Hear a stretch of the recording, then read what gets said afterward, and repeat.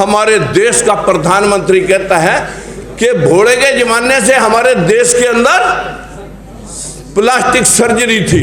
जैसे एक ही लैब में प्रधानमंत्री जी और बोला जी दोनों एक ही जगह पर प्लास्टिक सर्जरी कर रहे थे। अरे बदकिस्मती है इस देश की। पूरे चैनलों पर बैठ करके टाए टाए वो लोग द्विवेदी, चतुर्वेदी, त्रिवेदी, फोर्थ वेदी, फिफ्थ वेदी, ना जाने कितने लोग चैनलों पर मुर्गा लड़ाने का काम करते हैं। अरे ये तो एक ही बात है कि अगर हम सभी का हाथी की पैड़ में एक शूद्र समाज के हम सब लोग हैं, सभी शूद्र बन जाएं, आप जातियों में न बंटे, कल को हम धराशायी करते हैं इस किले को। अगर आप सब के सब इस बात को समझ लें, ये जो हमारे बीच में से भेड़ की खाल में छुपे हुए लोग इन पार्टियों की चमचागिरी करके आपको लुटवा रहे हैं, असल में तो हमें इन्हें बदलना पड़ेगा। यह बदलने की जरूरत है। जैसे स्वामी प्रसाद मौर्य बोले हैं, चंद्रशेखर राव शिक्षा मंत्री बोले हैं, अगर यही बात हम जाकर के जनता में बोल लें तब आपके बोलने का पता लगे। लेकिन वहां तो आप बोल नहीं सकते।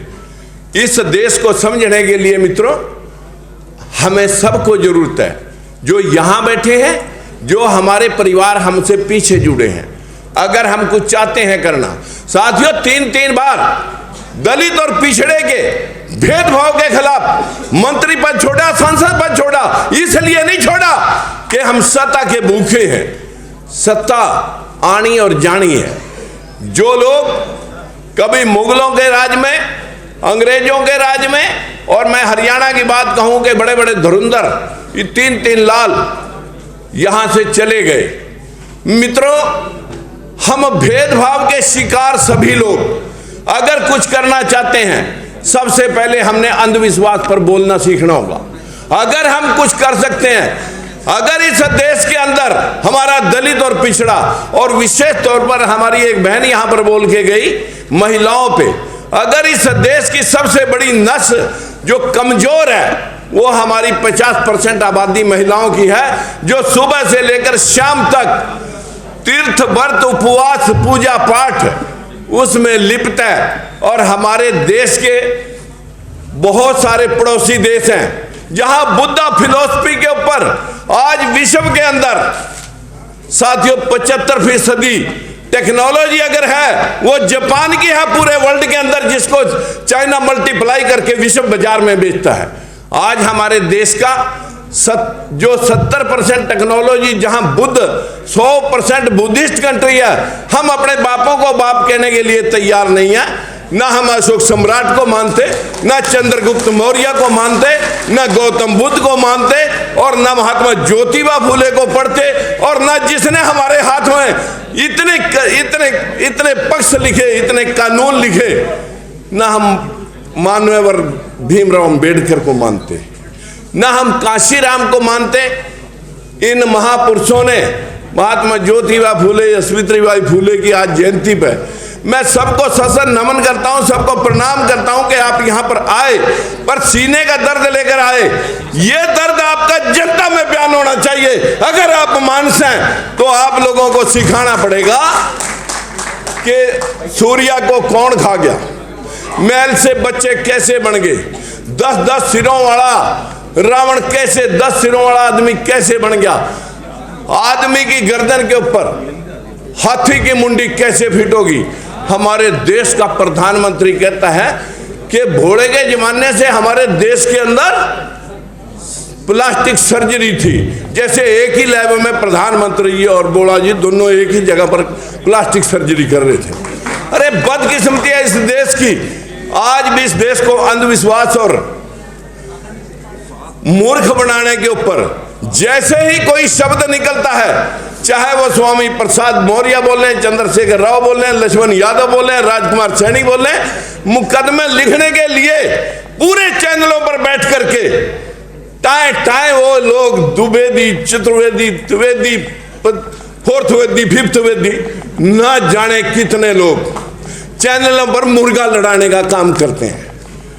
हम कभी भी ये नहीं सोचते कि जब तक हम अपनी जिम्मेवारी नहीं बरतेंगे तब तक आपको वो लोग बेचेंगे जो इन्हीं पार्टियों के अंदर हमारे में से निकल करके हमारी रहनुमाई का वास्ता देते हैं। और वहां जाकर के खामोश होकर के सिर्फ अपनी जेबें गर्म करते हैं, वो आपके पक्ष में एक शब्द नहीं बोल सकते। तब तक हम आगे नहीं बढ़ सकते जब तक हम इस सिस्टम को ना समझ लें। साथियों, जैसे मेरे से पहले अपने अंसारी साहब ने, मंसूरी साहब ने भी कहा कि SC ST OBC, अरे माइनॉरिटी, अरे ये तो एक ही बात है कि अगर हम सभी का हाथी की पैड़ में एक शूद्र समाज के हम सब लोग हैं, सभी शूद्र बन जाएं, आप जातियों में न बंटे, कल को हम धराशायी करते हैं इस किले को, अगर आप सब के सब इस बात को समझ लें। तीसरी बात मैं कहना चाहूंगा साथियों, जितना जोर हम जातियों के संगठन में, ये सैनी समाज का संगठन है, ये राजपूत समाज, ये कुशवाहा समाज का संगठन है, ये यादव समाज का है, ये जांगड़ा समाज का है, उन पंचायती चुनाव में, पंचायती चुनाव भी नहीं, जातीय संगठनों के चुनाव में जितना हम जोर लगाते हैं, उससे कहीं ज्यादा जोर लगाने की जरूरत हमें राजनीतिक सिस्टम के लिए है। हम उन जातियों में बंट करके अलग अलग धर्मशालाएं बना दी कि एक दूसरे के साथ ना बैठे। व्यवस्था इतनी धराशायी हो चुकी है कि हमें इकट्ठा करने के लिए बहुत कुछ करना बाकी है।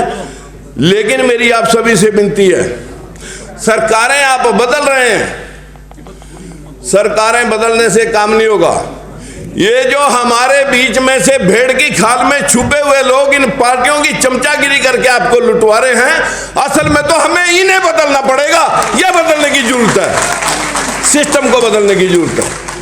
ज्यादा कुछ ना कहकर जो यहां पर बोल के गए वो कुछ करके दिखाएं और कुछ करें, तब यहां बोलने का फायदा है। अन्यथा यहां भाषण बहुत थूक बुलोके जाते हैं, लेकिन जाकर के समाज के अंदर एक शब्द बोलने में संकोच कर जाते हैं कि कहीं मैं ब्राह्मण की वोट से महरूम ना हो जाऊं, ठाकुर की वोट से महरूम ना हो जाऊं। अरे छाती खोल के बोलने के वोट मिलेगी तो आपकी लेंगे, और जब लड़ाई लड़ेंगे तो आपके लिए लड़ेंगे। आज मिले या कल मिले या जिंदगी भर ना मिले, लेकिन आपके लिए सांस का आखिरी कतरा खून का दोनों आपके लिए भिड़ाते रहेंगे, आपके लिए लड़ेंगे और कटेंगे और मरेंगे। इंसाफ दिला के आपको छोड़ेंगे, तब तक हम चैन से नहीं बैठेंगे।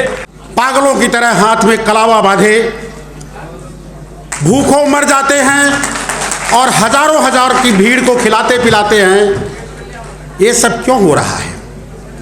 अभी बिहार से एक प्रबुद्ध मंत्री ने सवाल उठाया है जिस पर पूरे देश में बवेला मचा हुआ है। यही सवाल तो पेरियार ने कितना पहले उठाया था, और पेरियार के बाद आप सब सो गए थे।